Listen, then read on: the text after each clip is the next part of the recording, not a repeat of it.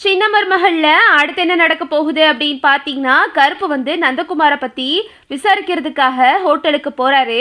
அங்கே போயிட்டு அக்கம் பக்கத்துலலாம் விசாரிக்கிறாங்க. யாருமே வந்துட்டு அவனை பற்றி சொல்லவே மாட்டிக்கிறாங்க.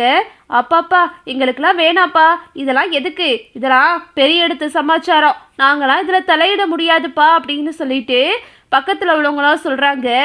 அக்கா என்னக்கா இப்படி பேசுனா என்ன அர்த்தம், ஒரு பொண்ணோட வாழ்க்கைக்காக தான் உங்ககிட்டலாம் உதவி கேட்குறோம் அப்படின்னு சொல்கிறாரு கருப்பு. உடனே அவங்களாம் சொல்கிறாங்க, இல்லை தம்பி, அந்த பையன் கொஞ்சம் மோசமான பையன் தான் நாங்கள் கேள்விப்பட்டோம். அது மட்டும் இல்லாமல் பொம்பளை சவகாசம்லாம் இருக்குது, அவங்க அப்பனும் சரியில்லாத ஆளு தம்பி அப்படின்னு சொல்கிறாங்க. இதை கேட்டுட்டு கருப்பு அதிர்ச்சி ஆயிடுறாரு. அப்புறம் பார்த்தீங்கன்னா கருப்பு வந்துட்டு அந்த ஹோட்டலுக்குள்ளே போகிறாரு. அங்கேருந்து ஒரு பொண்ணு அழுதுகிட்டே வருது. என்ன இந்த பொண்ணு அழுதுகிட்டே வருது அப்படின்னு சொல்லிட்டு அங்கே போய் அந்த பொண்ணுக்கிட்ட கேட்குறாரு. ஏம்மா ஏன் அழுதுகிட்டே வர, இந்த ஹோட்டலில் உனக்கு என்ன நடந்துச்சு அப்படின்னு கேட்கும்போது, அண்ணே இதை நான் உங்ககிட்ட சொல்லலாமான்னு தெரியலனே அப்படின்னு சொல்லிட்டு அந்த பொண்ணு வந்துட்டு அழுகுது. அம்மா அம்மா அழுகாதம்மா, என்னென்ன விஷயம்னு சொல்லுமா அப்படின்னு கருப்பு வந்து கேட்குறாரு. அண்ணே இந்த ஹோட்டலோட ஓனரோட பையன் நந்தகுமார் இருக்கான்லண்ணே, அவன் தான் இங்கே வர பொண்ணுங்களெல்லாம் தப்பு தப்பாக வீடியோ எடுத்து அதை வச்சு மிரட்டி பணம் சம்பாதிக்கிறான். அது மட்டும் இல்லாமல் கூடவே அந்த பொண்ணுங்களையும் அவனுக்கு ஏற்ற மாதிரி யூஸ் பண்ணிக்கிறானே. அதில் நானும் ஒருத்தி. என்னோட அப்பா அம்மாவுக்கு தெரியாமல் நான் பழகிற பையனோட இந்த ரூமுக்கு வந்திருந்தேன். அப்போது நாங்கள் 2 பேரும் நெருக்கமாக இருக்கிறத வீடியோ எடுத்து என்னவே மிரட்டிக்கிட்டு இருக்கானே. இப்போ கூட அவன் என்னை மிரட்டி டார்ச்சர் பண்ணுறானே. அது மட்டும் இல்லாமல் அவனுக்கு நிறைய வியாதிலாம் இருக்குது அப்படின்னு சொல்லிட்டு கேள்விப்பட்டேனே. அவன் இப்போ கூட மாதம் மாத்திரை மருந்தெல்லாம் வாங்கி சாப்பிட்டுக்கிட்டு இருக்கான், நாட்டு மருந்தெல்லாம் வச்சுருக்கானே அப்படின்னு சொல்லிட்டு அந்த பொண்ணு சொல்லுது. இதை கேட்டுட்டு கருப்பு அதிர்ச்சி ஆகிறாரு. என்னம்மா சொல்கிற அப்படின்னு சொல்லிட்டு, ஆமாண்ணே, அது மட்டும் இல்லாமல் அவனுக்கு ஏதோ நாளைக்கு கல்யாணம் அப்படின்னு சொல்லிட்டு பேசிக்கிட்டாங்கண்ணே. பாவனே அந்த பொண்ணு யாருன்னு தெரியல, எந்த பொண்ணு இந்த இவங்கிட்ட வந்து மாட்ட போதோ அப்படின்னு சொல்லிட்டு அந்த பொண்ணு சொல்லுது. இதை கேட்டுட்டு கருப்பு வந்துட்டு, ஏம்மா அந்த பொண்ணு எங்கள் வீட்டு பொண்ணுதாம்மா, எங்கள் வீட்டு பொண்ணுதான், அவனுக்கு கல்யாணம் பண்ணி வைக்கிறதுக்காக பேசி முடிச்சிருக்கோம். கடைசி நேரத்தில் தான் இவனை பற்றி ஒரு சில விஷயம் தெரிய வந்துச்சு. அதுதான் விசாரித்து ஆதாரத்தோட கொண்டு போய் எங்கள் வீட்டில் நிப்பாட்டலான்னு பார்க்குறேன் அப்படின்னு சொல்லிட்டு கருப்பு சொல்கிறாரு. அப்படியானே, தயவு செஞ்சு இவனுக்கு மட்டும் உங்கள் பொண்ணை கொடுத்துறாதீங்கண்ணே அப்படின்னு சொல்லிட்டு அந்த பொண்ணு சொல்கிறாங்க. அண்ணே வாங்கண்ணே, இன்னொரு இடத்துக்கு நான் உங்களை கூட்டிகிட்டு போகிறேன். அங்கே தான் அவன் நாட்டு மருந்தும் வாங்கி சாப்பிட்டுக்கிட்டு இருக்கான். அது மட்டும் இல்லைண்ணே, இவன் மருந்து வாங்கி சாப்பிட்றான்ல ஒரு சித்தரு, அவகிட்டையும் இவங்கிட்ட இருக்கிற வீடியோ ஃபுல்லாக அந்த ஆள்கிட்டையும் இருக்குது. அவரும் அதை வச்சு நிறைய பணம் சம்பாதிக்கிறாரு அப்படின்னு சொன்னதும், இது என்ன புது பிஸ்னஸாக ஸ்டார்ட் பண்ணியிருக்காங்க, இதே பொழப்பா திரியிறாங்க போலையே, இவங்களெல்லாம் சும்மா விடக்கூடாதுமா, எப்படியாவது இந்த உண்மையை எங்கள் வீட்டில் வந்து சொல்லுமா, அப்போதான் இந்த கல்யாணம் நிற்குமா, உன்னால் ஒரு பொண்ணோட வாழ்க்கையை காப்பாற்றின மாதிரி இருக்குமா அப்படின்னு சொல்லிட்டு கருப்பு சொல்லிக்கிட்டு இருக்காரு. இங்கிட்டு தாமரை வந்துட்டு தேடி அலைஞ்சிக்கிட்டு இருக்கு. கடைசி வரைக்கும் தாமரைக்கு தெரியவே இல்லை. கடைசியில் தாமரை வந்து ஒரு நாய்கிட்ட மாட்டிக்கிறது. தெரு நாய்கிட்ட மாட்டிக்கிட்டு தாமரை படாத பாடுபடுது, சுத்துது ஓடுது, நாய் விடவே இல்லை.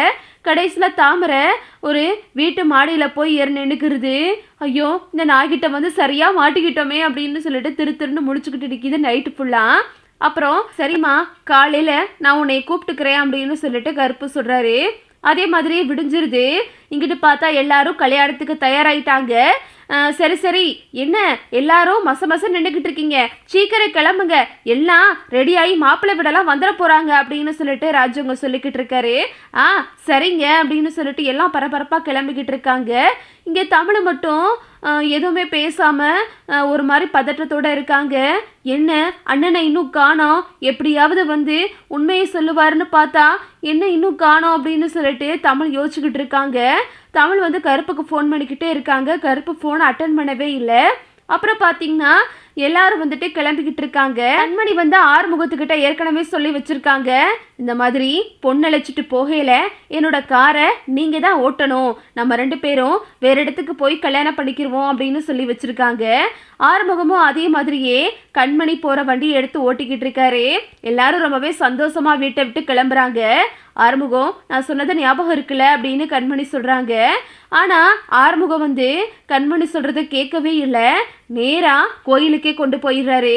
ஆறுமுகத்துக்கிட்ட கண்மணி கேட்குறாங்க, என்ன ஆறுமுகம் இதெல்லாம், ஏன் ஆறுமுகம் கோயிலுக்கு போறீங்க அப்படின்னு கேட்கும்போது, அம்மா எனக்கு இவங்களுக்கெல்லாம் துரோகம் பண்ண மனசு இல்லைம்மா, அது மட்டும் இல்லாமல் இவங்களெல்லாம் மீறி உங்கள் கழுத்தில் நான் தாலி கட்டிட்டேன் அப்படின்னா நான் உசுரோட இருக்க முடியாதுமா, ராஜாங்க ஐயாவை பாருங்கம்மா, அவருக்காக நீங்கள் கல்யாணத்துக்கு ஒத்துக்கங்கம்மா அப்படின்னு சொல்லிட்டு ஆறுமுகம் அழுகிறாரு.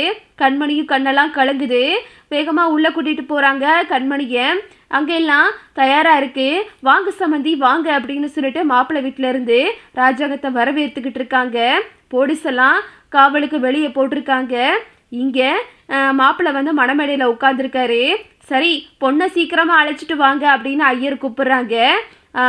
கண்மணி வந்து அழுதுகிட்டே போகிறாங்க.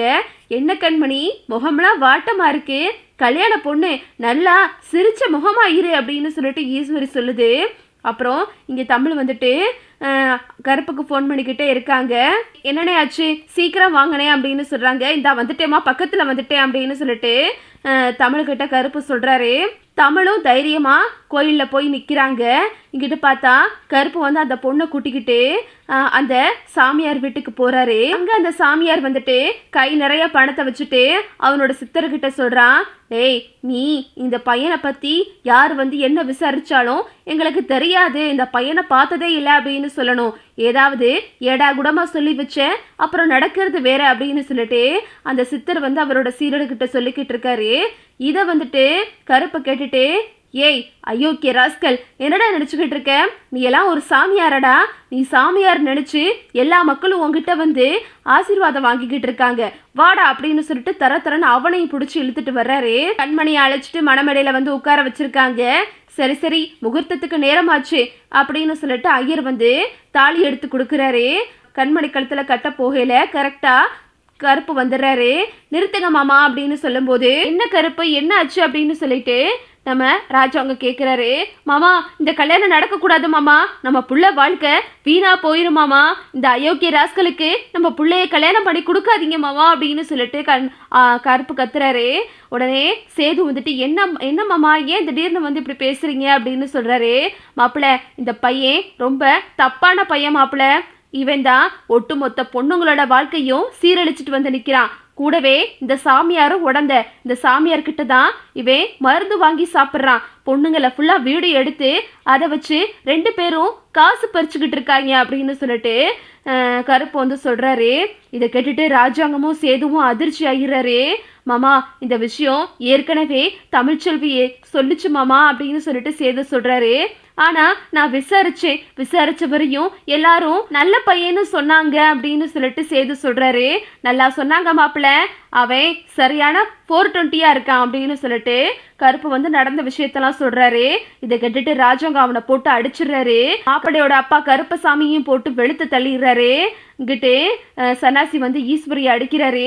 என்ன ஈஸ்வரி இதெல்லாம், உன் பேச்சு நம்பி நாங்க இப்படி அவமானப்பட்டு நிக்கிறதா மிச்சம் அப்படின்னு சொல்லிட்டு ஈஸ்வரி 4 அறை வாங்குது. எங்க எனக்கு இந்த விஷயத்துக்கு இதுக்கு எந்த சம்மந்தமும் இல்லைங்க. என்ன சித்தி, நேற்று கூட மாப்பிள்ளைய பற்றி நான் கேட்டேன்ல, நான் மாப்பிள்ளைக்கு கேரண்டி அப்படின்னு சொன்னீங்க, இப்போ பார்த்தீங்களா என்ன லட்சணத்தில் நீங்கள் மாப்பிள்ளை பார்த்து வச்சுருக்கீங்க அப்படின்னு சொல்லிட்டு சேது கேட்குறாரு. சேது, என்னை மன்னிச்சிரியா சேது அப்படின்னு சொல்லிட்டு ஈஸ்வரி வந்து மன்னிப்பு கேட்குது. கருப்பு வந்து சொல்கிறாரு, மாமா தமிழ்ச்செல்வி மட்டும் சொல்லலை அப்படின்னா நான் நேற்று போய் விசாரிச்சிருக்க முடியாது மாமா அப்படின்னு சொல்லிட்டு தமிழ் சொன்னதையும் கருப்பு சொல்கிறாரு. அந்த இடத்துலயே கண்மணியோட கல்யாணம் நின்றுது. உடனே அங்க இருந்த போலீஸ் எல்லாம் வந்துட்டு அந்த மாப்பிள்ளை வீட்டு குடும்பத்தை ஒட்டு மொத்தமா அரெஸ்ட் பண்ணி இழுத்துட்டு போயிடுறாங்க. அந்த பொண்ணும் வாக்குமூலம் கொடுத்துருது. அந்த சாமியாரையும் அரெஸ்ட் பண்ணிட்டு போயிடுறாங்க. அப்புறம் பாத்தீங்கன்னா கண்மணி வந்துட்டு, அப்பா நான் ஒரு நிமிஷம்ப்பா, நான் உங்ககிட்ட ஒரு விஷயத்த சொல்லணும் அப்படின்னு சொல்றாங்க. என்ன கண்மணி அப்படின்னு கேட்கும்போது, அப்பா நான் ஆறுமுகத்தை காதலிக்கிறேன்ப்பா, அவரை தான் நான் கல்யாணம் பண்ணிக்கிறோன்னு விருப்பப்படுறேன் அப்படின்னு சொல்கிறாங்க. இதை கேட்டுட்டு ஒட்டுமொத்த குடும்பமும் ஷாக்ல நிக்குது. என்ன கண்மணி இதெல்லாம், இந்த டிரைவரையா போய் காதலிக்கிற? ஏற்கனவே நம்ம தரங்கட்ட குடும்பத்துல பொண்ணு எடுத்துதான் இப்போ இந்த நிலைமைக்கு ஆயிருக்கு. திரும்பவும் ஏன் கண்மணி அப்படின்னு சொல்லிட்டு இந்த சாவித்திரி சொல்லுது. அத்தை நீங்க எதுவும் பேசாதீங்க அப்படின்னு கண்மணி சொல்லிடுது. ஆறுமுகம் நின்றுகிட்டு இருக்காரு. ராஜாங்க எதுவுமே பேசல.